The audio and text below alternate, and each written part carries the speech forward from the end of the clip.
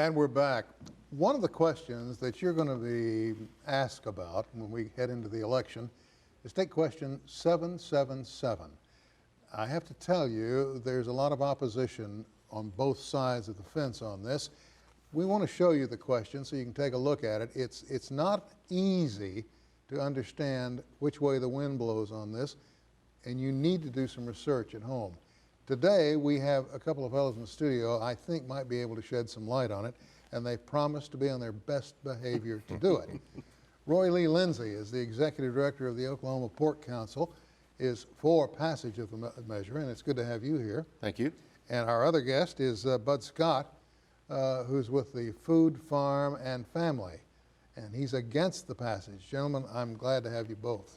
Thank you. Pleasure to be here. It's a treat to be here. First of all, I didn't know we even have Pork Council in Oklahoma. Well, I'm sorry to hear that. Yeah, nobody talks to me. Well, and maybe that's not too bad. Probably means that we're doing our job and doing it well enough that folks don't know that we're here and aren't aware of what we're doing. What, is it taxpayer supported? Oh, absolutely not. It is, we are one of the largest pork producing states in the country. We'll rank about 8th nationally in terms of total hogs and pigs. We are predominantly a baby pig producing state where we raise baby pigs and ship them up to Iowa where they're fed on out to market weight. We'll be the 5th largest in terms of our breeding herd and number of baby pigs born here. But a very modern industry, really only been around about 25 years in Oklahoma. Tremendous growth over the first 10 or so years of that time, but in the last 15 have been very steady in terms of what our numbers are. Well, you have to understand, I'm originally from Arkansas. And over there, pigs are almost sacred because of the Razorbacks at the University of Arkansas. So when you talk pig to me, you've got my full attention. Yeah, just don't ask me to call the hogs because that's a little outside my purview. All right. Bud, what is Food, Farm, and Family? What's that all about? Well, Oklahomans for Food, Farm, and Family is an organization that's actually an umbrella group that was set up exclusively to educate the public on State Question 777.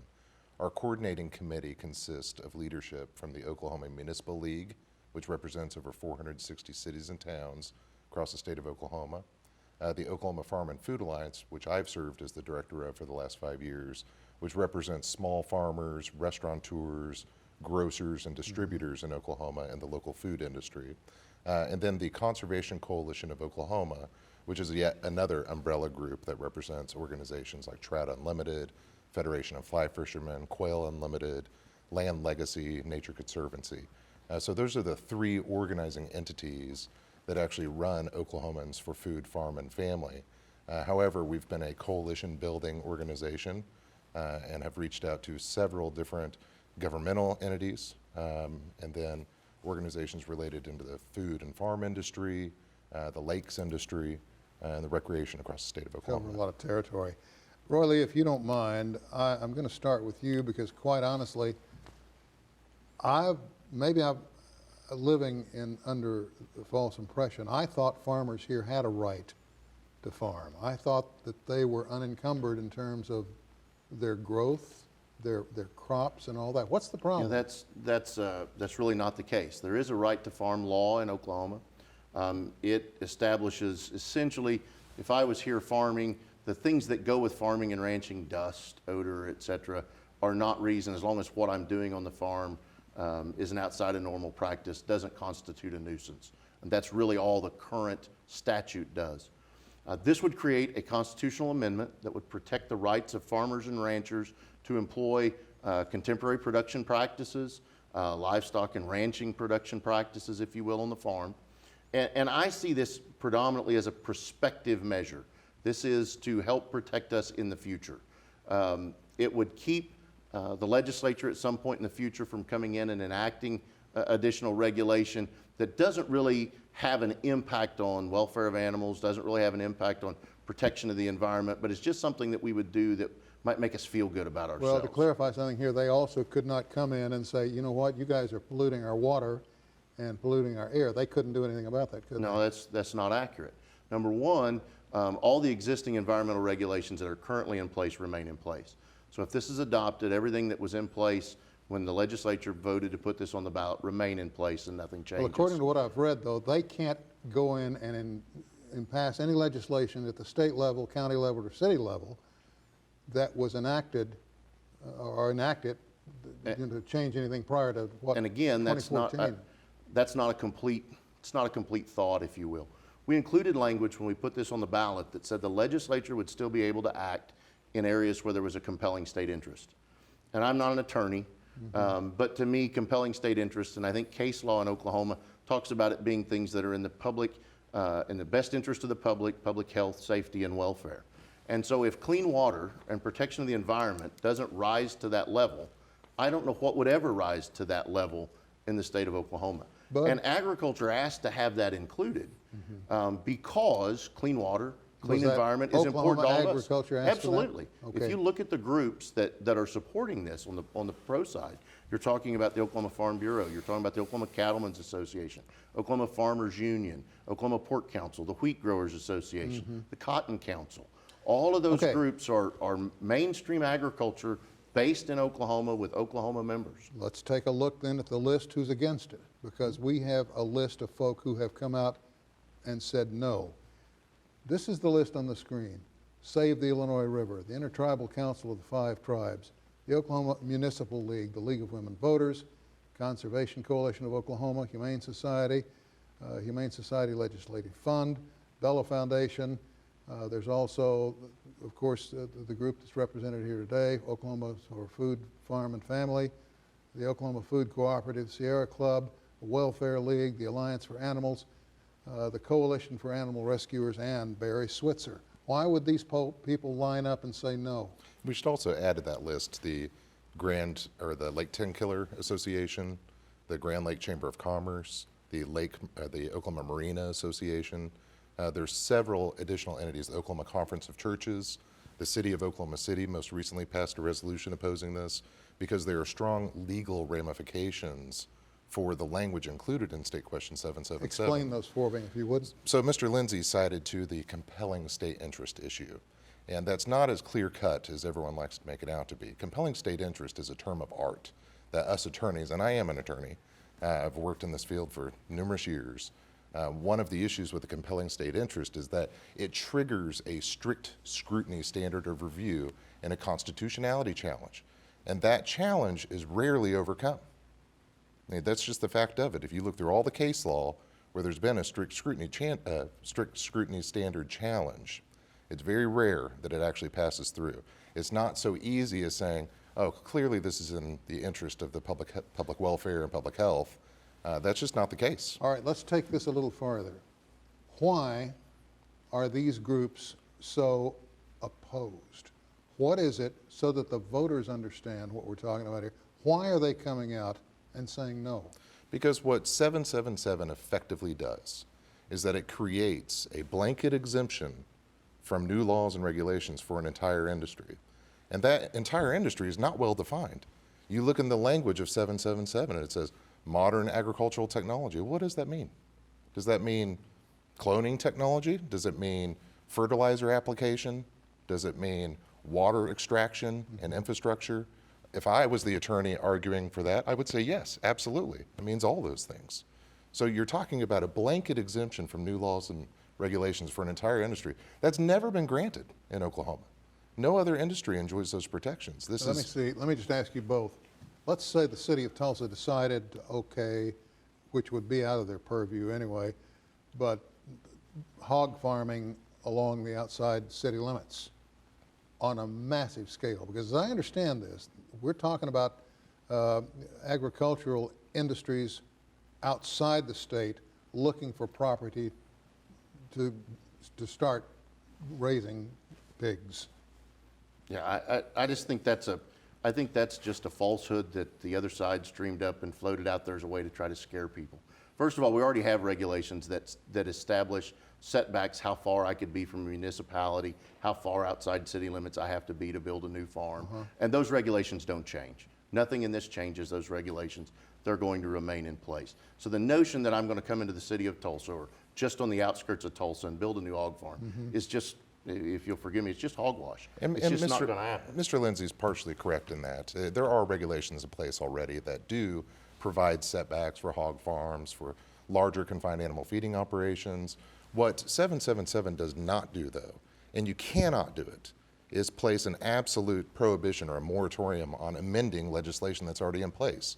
That is one of the cornerstones of our democratic process, is that if we decide that laws need to be changed, we can go back and change them. So those environmental laws that are in place, those animal handling laws that are in place, those next legislative session under 777 could be modified. You could repeal sections of those, you can amend sections of those, and once those are modified, trying to get it strengthened or re-implemented would be nearly impossible under that compelling state interest standard. So it's just not true that these existing regulations would not be impacted because, and we do it every year at the legislature, you know this, that any industry comes in and requests for modifications of laws that are in place, and it rolls back pre-existing law.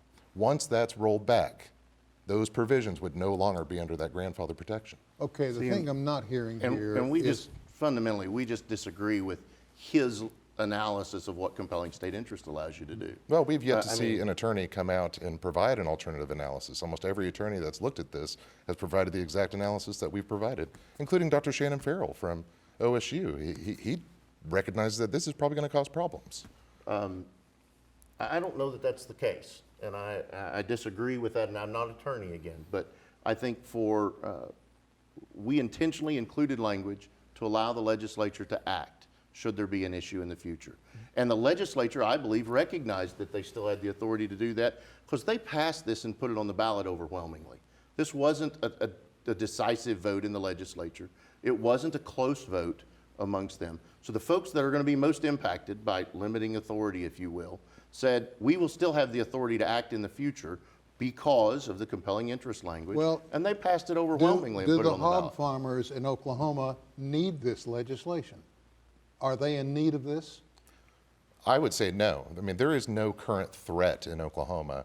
There's been no proposed legislation or regulations at the state or local level to reduce or restrict the right to farm in Oklahoma. If you can point to numerous examples of this, more than a committee substitute on one bill, then I'll be convinced. But there is no record of this in Oklahoma. There is no imminent threat. And I think that's part of why I said earlier, this is a prospective measure. The key word in what you said is current. Because today the environment is such that no, I don't think there's anything out there today that presents that challenge. Who's behind this? Who's pushing this in Oklahoma? Pushing this effort to pass it? Yeah. Agriculture. I mean, agriculture in Oklahoma. The farmers and ranchers across the state of Oklahoma. Oklahoma Farm Bureau, 90,000 farm families, independent farmers and ranchers. Well, so far Oklahoma only two Farmers Union. states have enacted this. Missouri is right. one, and what is it? North Dakota. North Dakota is the other. And quite frankly, and I'm saying this from a standpoint of ignorance, I don't understand yet why we need it. Is it because large agricultural industries want to move in? Nope. Are we trying to feed China? What's going on here? Well, we are trying to produce food to feed the world, but we're also trying to produce food to feed Oklahomans and to keep food affordable. But if there's What no we've shortage seen- of food. Well, if there's no shortage of food, why do we still have 1 in 4 Oklahoma children to go to bed hungry every night? Because 1 in there's 6 no money Oklahomans to feed them. There's no job for the parent to go to, and we have so many illegitimate children in this city, and Oklahoma City as well. That's why.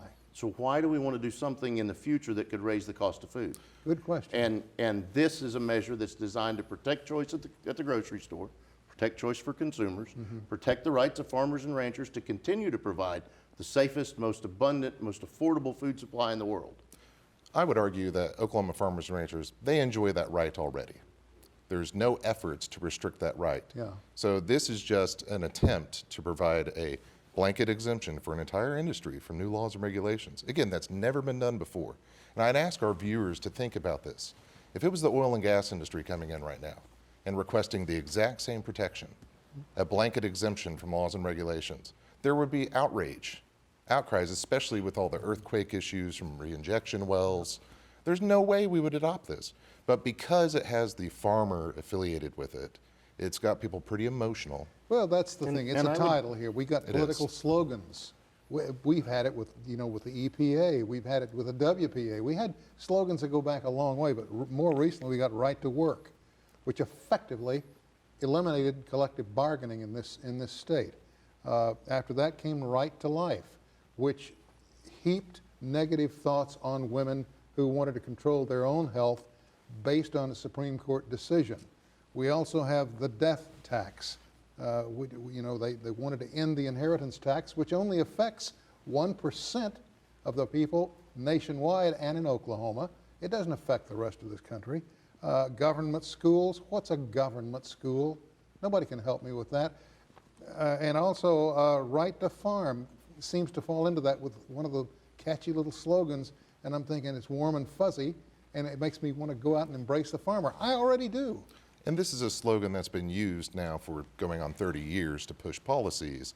Now, what Mr. Lindsey cited to earlier is completely correct. With the original right to farm push here in Oklahoma in the 90s, when we adopted protections from civil liability for farms that were operating and not in a negligent manner. They were operating with the law, let me stop you protected just them. for a second. Is there any possibility that the position you're taking here could in some way endanger folk in Oklahoma who currently are pork farmers? Pork farmers, chicken farmers, vegetable farmers, no. If we do not adopt 777, things stay the way they are. That's it. Clean and simple. Barry Switzer says this legislation will open the door to puppy mills and to cockfighting to resume, and that these people can claim that they're farmers.